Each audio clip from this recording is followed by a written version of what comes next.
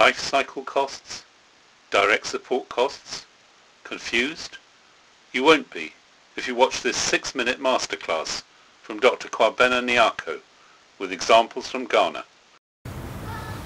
Direct support costs refers to the costs incurred at the district level and the regional level to support water service provision in the districts. And it includes the salaries for the district water and sanitation team based in the district, as well as the CWSA regional team.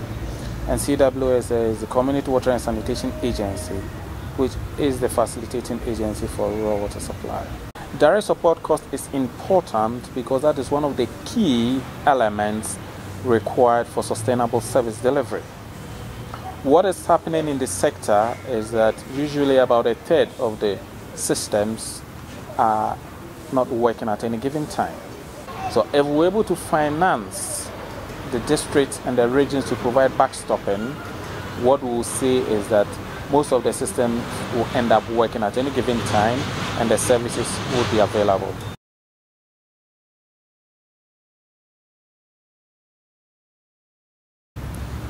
We're supporting two groups. One is the Watson Committee with responsibility for the water point system. That is the boreholes fitted with hand pumps and the pipe schemes managed by the water boards.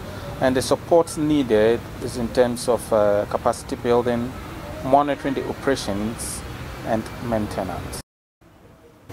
Water and sanitation committees, essentially what they're doing now is to operate the borehole and the hand pump. They don't pay for any utility like electricity, but from time to time they have to repair the hand pump. It doesn't cost a lot, but then it does happen. We've been to communities where they virtually has nothing in their accounts to enable them repair it. Our estimate was that on the average it cost about, let's say, $80 per system per year, and this is not a lot. So what the Watson will need from the district is an idea of how much money will be needed for these activities, and also support to ensure that they have money in their accounts. For example, most of the Watsons, they sell water, but there are problems with payment. So that is the support that the districts can provide.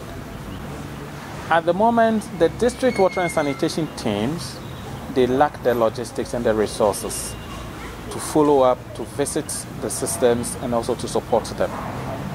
What they will need is means of transport. It can be a motorbike and fuel, which can work in most cases. And also with time, we should also look into using technology to monitor the activities.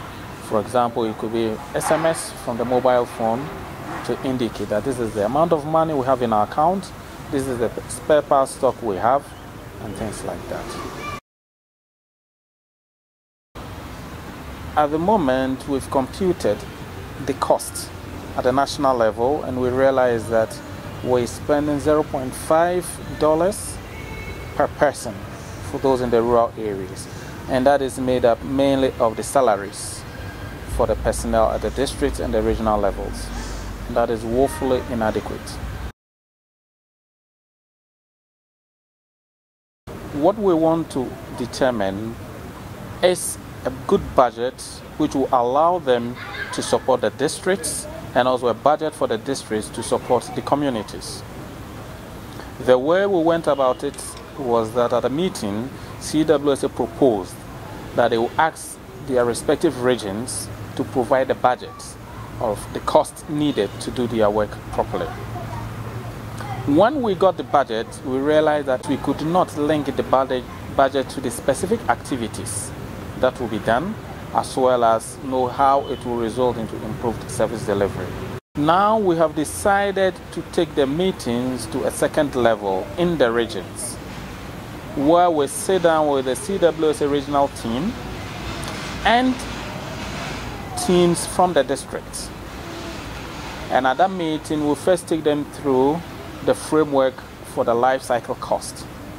And after that, we sit down and do a budgeting exercise listing all the key things that are needed in terms of computers, vehicles, motorbicycles, fuel, etc., to allow them to do their work. And as part of that exercise, we will first agree on what they are supposed to do. In terms of monitoring, what exactly are they monitoring? In terms of capacity building, what will they do and what will be the frequency?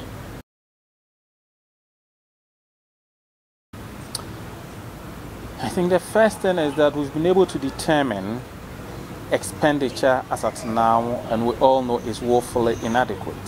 I think the first thing we need to do is to determine how much do we need to do a decent job. Then the second thing is that the district can put it in their budget and indicate that if we're able to get X dollars in the district, we'll be able to do the monitoring and it can translate into improved service delivery. Who should finance it? We can look into, should it come directly from government? Can it come from user fee? And if so, how we arrange it.